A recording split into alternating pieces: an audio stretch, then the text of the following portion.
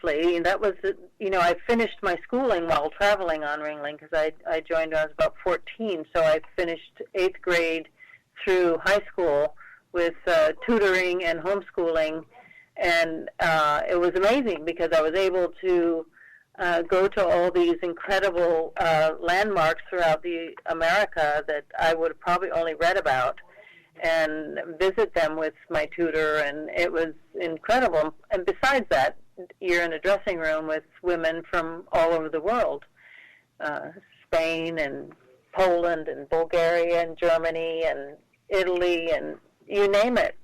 And needless to say, I speak fluent Bulgarian. I used to speak more Polish than I do now. Nobody to talk to, but I speak fluent Bulgarian and Spanish. And yeah, besides the language, though, you learn this culture, which was instilled in me. That the world it's a small world, and we speak different languages, but our needs are the same.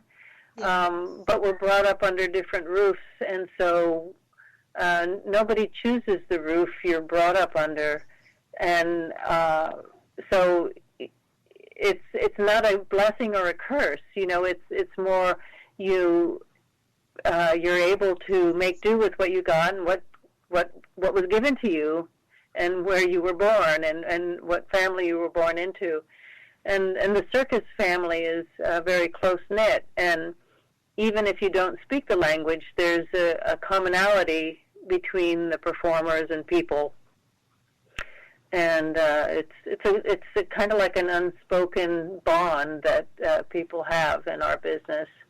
But it taught me a lot. There was a lot of Bulgarian women in the dressing room, so I learned.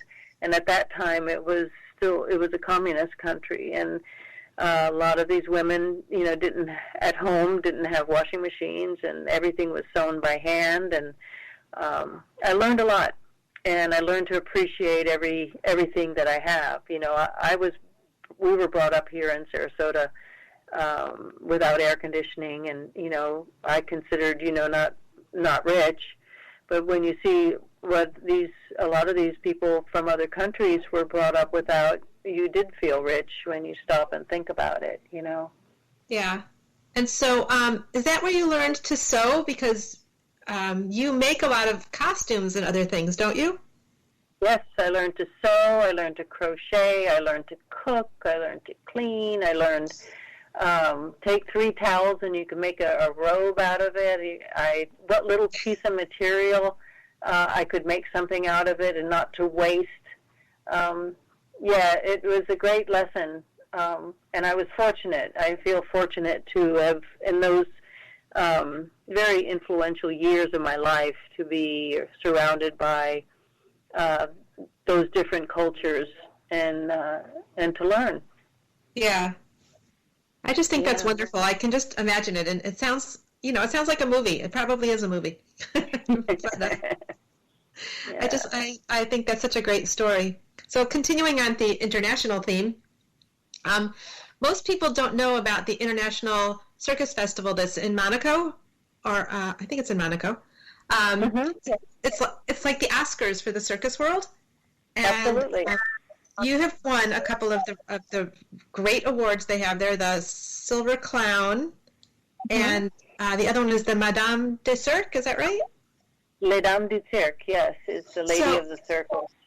I was wondering if you can talk a little bit about that festival and what it means to you and other circus artists. Absolutely.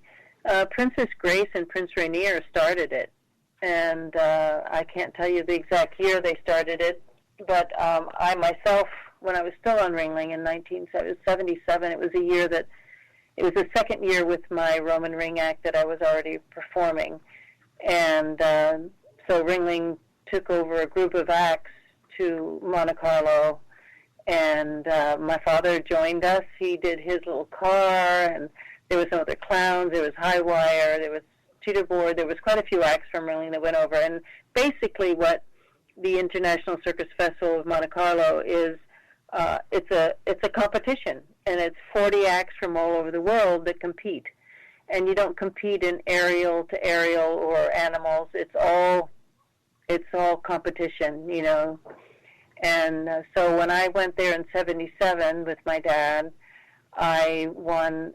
Hadn't been doing.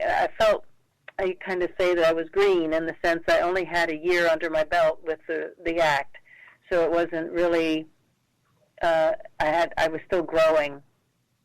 So my finish trick was a one knee spin, and so with that I won the City of Monaco award, because they had gold clown, which is first place, silver clown is second place. Then I believe they had bronze, and then they had other awards, juvenile and City of Monaco, and several other awards. John Ringling North was on the jury. Or, I'm sorry, Henry Ringling North was on the jury, along with many other circus producers that year. And I won La Dame du Cirque, which is Lady of the Circus, and the award from City of Monaco. And my father had an award also that was given to him by Henry Ringling North. And that, to me, more so than me being there, just seeing that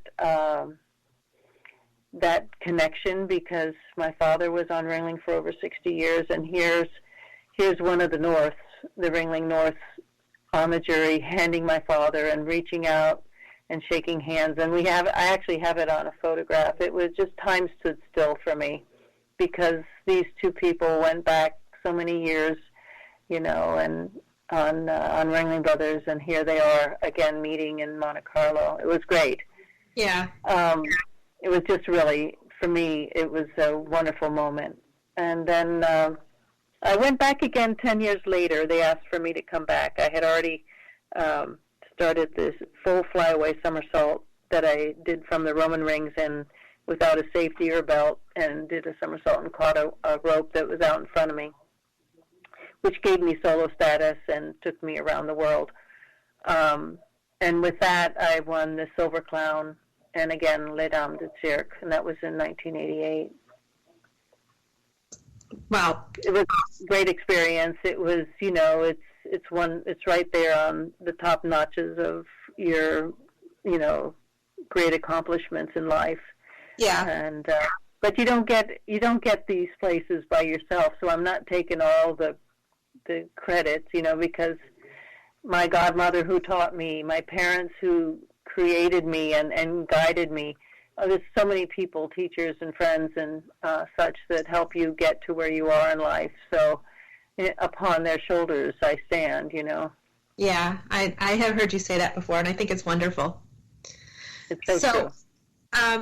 Pedro Race, your husband, who we've spoken with a few times as well on this show, it's not really a show, on this podcast, he is not from a circus background. He basically created a name for himself by working really, really hard.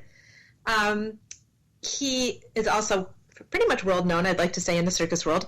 And did the two of you met on Ringling, is that correct? That's right. And Ringling at the time had two units, a red unit and a blue unit. And he was on the blue unit. And my girlfriend and I went over to St. Pete because they were staggered. One show would start rehearsals and they would go to St. Pete, and then the other show would start rehearsals. So we were on the second unit.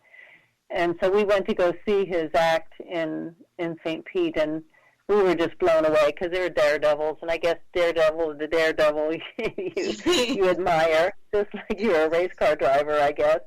But, yeah, we met, and then we met again later at Sailor Circus, and just happened to be practicing, in the arena here. And the rest is history. as we like to say. So when you started the Circus Arts Conservatory, and it's been, it was first National Circus School of Performing Arts. Right, and then it became Circus Arts Conservatory, and then you took on Sailor Circus as well. What was the original intention of starting an organization together? Well, I think Pedro always wanted to have a school, always. And he's got that type of character that loves to teach, and he's a good teacher. But you can't really, it was too much to start, we tried, but to try to start a school first and then, try to make money, well, it doesn't work that way, unfortunately. Yeah. But what we know in our pores, in our veins is circus. So we knew how to. We've worked the best places in the world, so we knew how to put on a good show and to present acts of the highest quality and have them presented with class and with honor. Yeah. So we did that. That's how we started. And it evolved from there to include the teaching and to include, the outreach and to include honoring our past. So it's the performance, the training, the outreach, and the legacy. It's all included in there, our mission of, it's not just circus. It's using the circus arts to enhance learning, to honor our past, to pass the torch, and right. to brighten other people's lives that wouldn't ordinarily come to the circus, able to come to the circus. Right. Well, Dolly, I'm so sad because we're out of time, and I had more questions for you, and you're just so awesome. So thank you. Thank you for being here and for sharing all of these amazingly wonderful stories. And my pleasure. I hope you have a great rest of your day, and I hope that all of your days are circus days. Circus days. Take care, Beth. You too. All right. Okay, bye-bye. Bye.